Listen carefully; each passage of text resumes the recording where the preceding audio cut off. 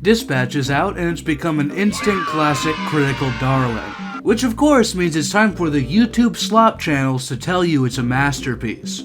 Squid-Boy, isn't that exactly what you're doing?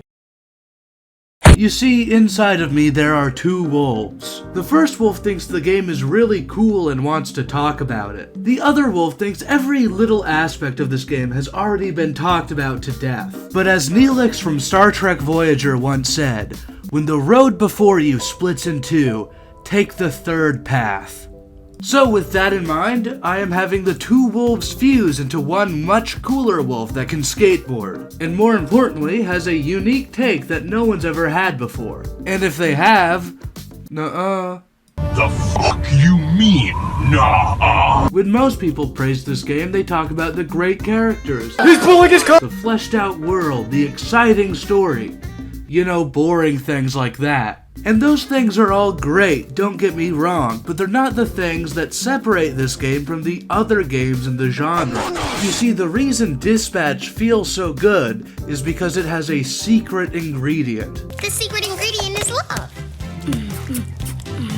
They looked at the Telltale formula and said, hey, what if it was an actual game? The most obvious and significant difference between Dispatch and the other games in its genre are the large gameplay sections.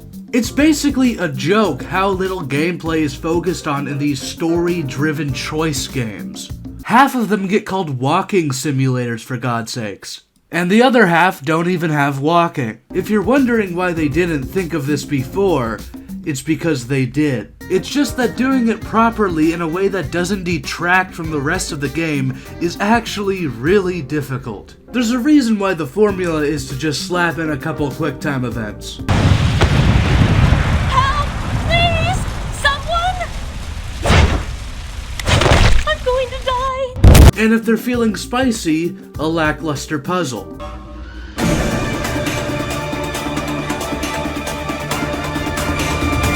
Making an engaging and fun story to go along with engaging and fun gameplay is really, really hard.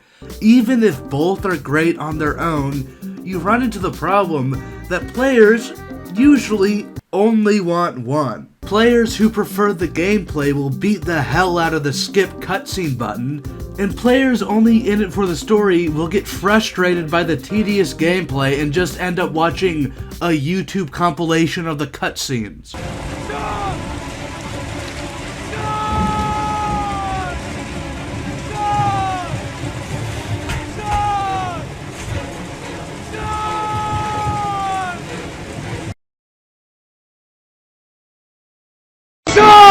It's one of the fundamental rules in game design to focus on just one aspect of your game. No one wants a game where half of the levels are a first-person shooter and the other half are a racing game. You might think you're making an amazing game because it's two games in one, and more is always better. But to the audience, you're really just keeping them from the part of the game they actually want to play. If they wanted a racing game, they'd play a racing game. If they wanted a shooter, they'd play a shooter.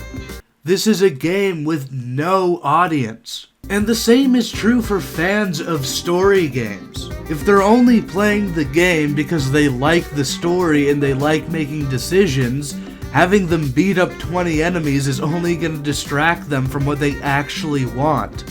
This dynamic is why game devs pick one of these aspects to focus on. Spider-Man, while having a great story, for the first game anyway. That suit's not an alien, is it? It's time for a Miles Morales original, you know? One of one. That shit's ass, bro. Is still 90% gameplay.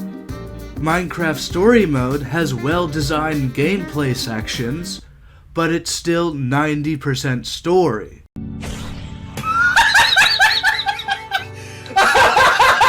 If you look at Dispatch playthroughs, it's about 50% story, 50% gameplay, and that shouldn't work. It's breaking one of the most fundamental rules in game design, except not really. I lied. Dispatch does choose one thing to focus on. It's just that that focus isn't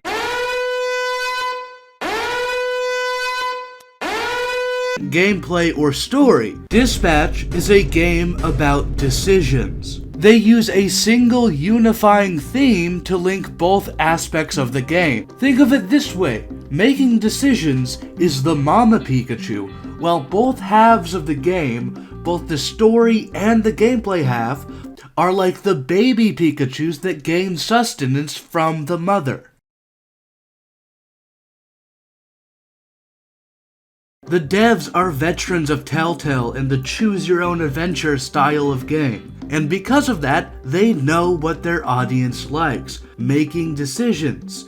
This seems obvious, mostly because it is. It's really the only thing that separates these games from just being a TV show you can play on your Xbox. The fact that your decisions can make your story different from everyone else's is what the player base loves about these games. Back at Telltale, however, this got in the way of many of the businessmen at top making money. You see, making a game with different paths that can interact with each other with compounding variations is really hard and takes a lot of time, effort, and money. Resources they obviously don't want to spend on something as trivial as making the game good. Oh, what, the quality's gonna suffer? There's no quarterly graph showing quality, so who cares? So gradually, as Telltale got bigger and bigger and took on more and more projects, completing them faster and faster, the decision-making began to take a backseat, with more focus on tricking the players into thinking they're making meaningful decisions. I mean, it's kind of a bad sign if your story is exactly the same despite never actually choosing an answer. It was this and a plethora of other reasons that Telltale eventually imploded. But from the ashes of Telltale came Adhoc Studios with an amazing game. You know, it's almost like the keys to a game company's success are the people who actually make the games and not the business people on top. What?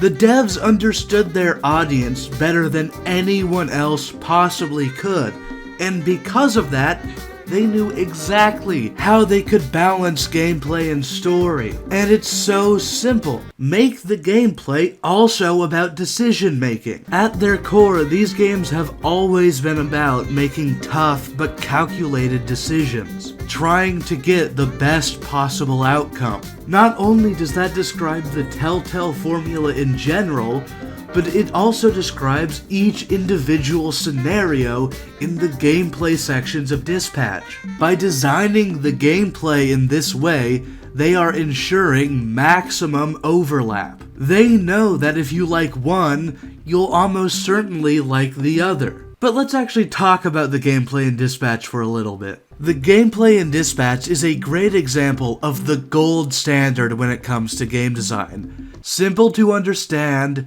difficult to master. It's intuitive enough that you can understand how it works within 1 minute of playing the game.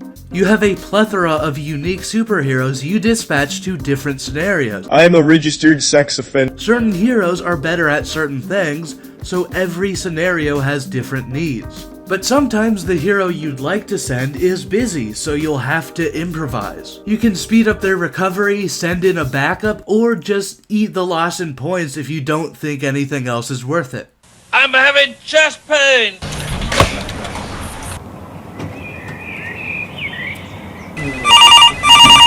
You can upgrade your heroes, and you have to ask yourself, what stats are my team missing? Should I keep upgrading what these heroes are good at, or should I fix their weaknesses? It's a great example of a simple idea turning into a web of complexity. It's not a very original idea, but it doesn't have to be. It just has to be executed well. Now that I'm done glazing the gameplay sections, there's another thing I want to talk about. In most games, the line between the gameplay sections and the story sections are super thick and obvious.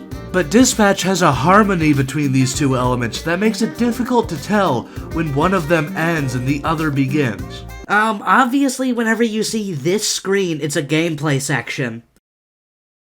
So obviously I'm not saying you can't tell when the gameplay sections start and when the story sections start, because that's obvious. But with most games, I feel like they have the issue that the story kind of abruptly stops the second they need to have you do gameplay, then it abruptly starts again when they do story. The time's up, Goblin. I'm done playing games. I think you'll find time is rather down, Spider-Man. Or should I say, Peter Parker? What? How'd you figure out my secret identity? A goblin doesn't tell. I'm done holding back. It's time to finish this. I couldn't agree more.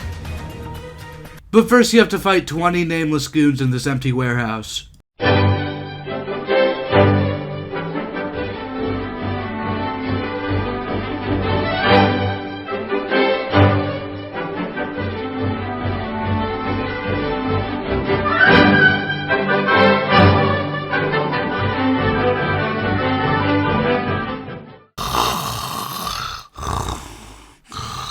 Goblin! What? Huh? What's going on? Oh! I see you finally arrived, Spider-Man.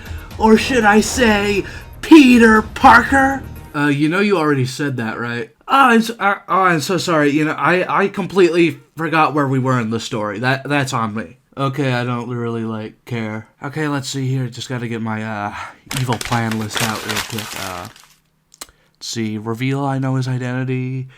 The room with the goons, threaten his... Oh yeah, that's right! You know, Spider-Man, it was difficult to find out who you really were.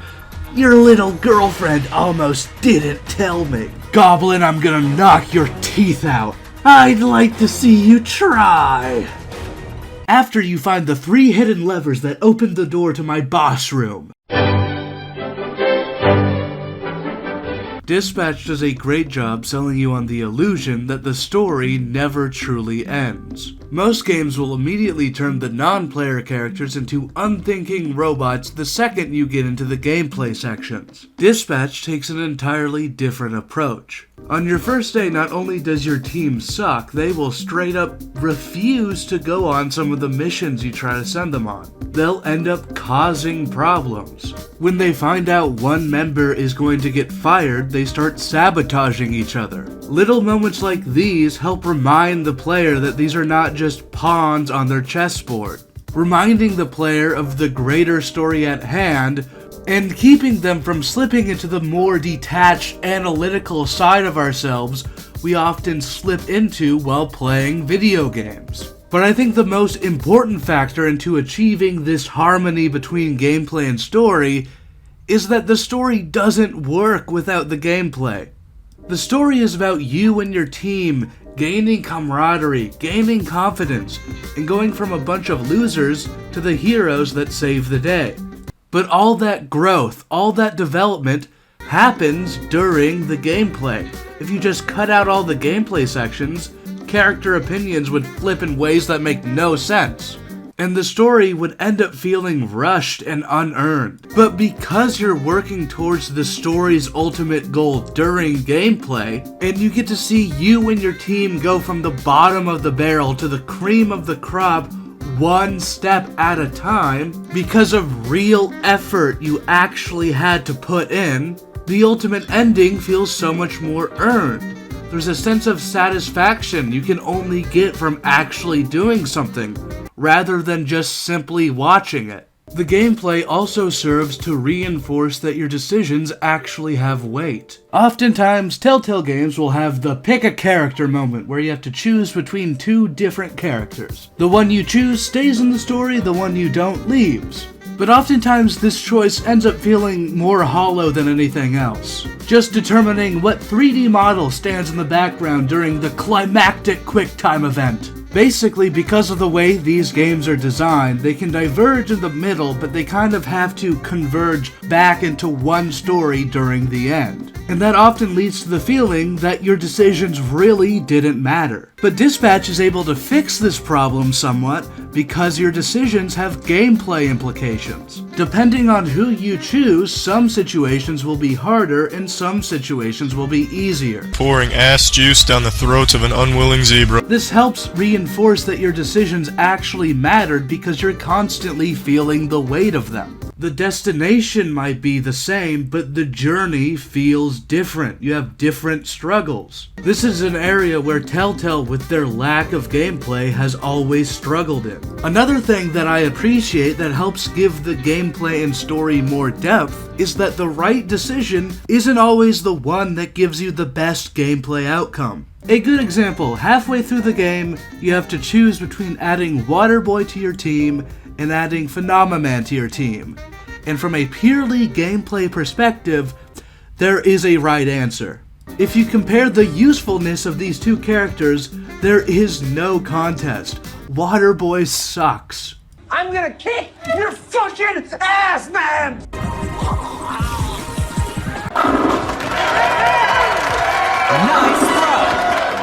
Despite this, most people choose Waterboy, even when they do reasonably assume his stats will be terrible. This is an example of making a decision based on the intrinsic value of that decision. You don't choose Waterboy because you think he has the better stats, you choose him because you think he has the better potential. You choose him because he needs you, not the other way around. An example of a game that does intrinsic decision making really well is Toby Fox's Undertale.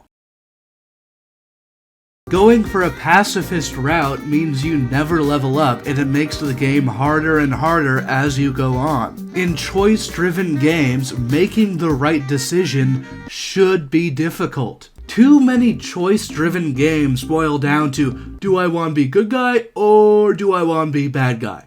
Presenting players with flat two-dimensional choices like these don't get you anywhere. 99% of players will always choose the designated most goodest option when given the chance. Making the right decision should be a trade-off, and Dispatch understands this. Most people agree revealing your true identity to your team is the right decision, but doing so will cause Flambe to leave your team for a full day, making that mission much harder than if you just chose the wrong decision. But if you took away the gameplay aspect of this decision, it would feel boring and arbitrary. It wouldn't be the tough but right decision versus the easy and wrong decision.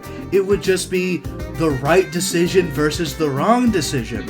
And that's boring. The focus on decision making extends to even the themes of the game. It's not a mistake that the main villain's superpower is his ability to predict decisions, and his weakness is his inability to make his own decisions. Dispatch is a game about decisions. Not only does Dispatch manage to solve the decades-long issue of balancing story and gameplay, it does so flawlessly that it actually makes both halves better than they would be without the other half. And yet they manage to make it feel so natural that unless someone points it out, you'd never even think, oh yeah, that is a little weird, isn't it? Why is this the only game that has a 50-50 story gameplay split? Oftentimes, the most impressive designs are the things you'd never even notice. You never notice if the gameplay story balance is off until you're spamming the skip cutscene button in a Pokemon game. Dispatch is a masterclass in game design, and I hope we get more games like it. More games that aren't afraid to have a lot of story and a lot of gameplay. If you got this far into the video, you either love this video or you hate yourself. And if you love this video, I think you'll like this one even better. This is a video I did about TikTok and misinformation. I think this video is honestly way better than the one you just watched. I really think you should click on this video. Please, please, please!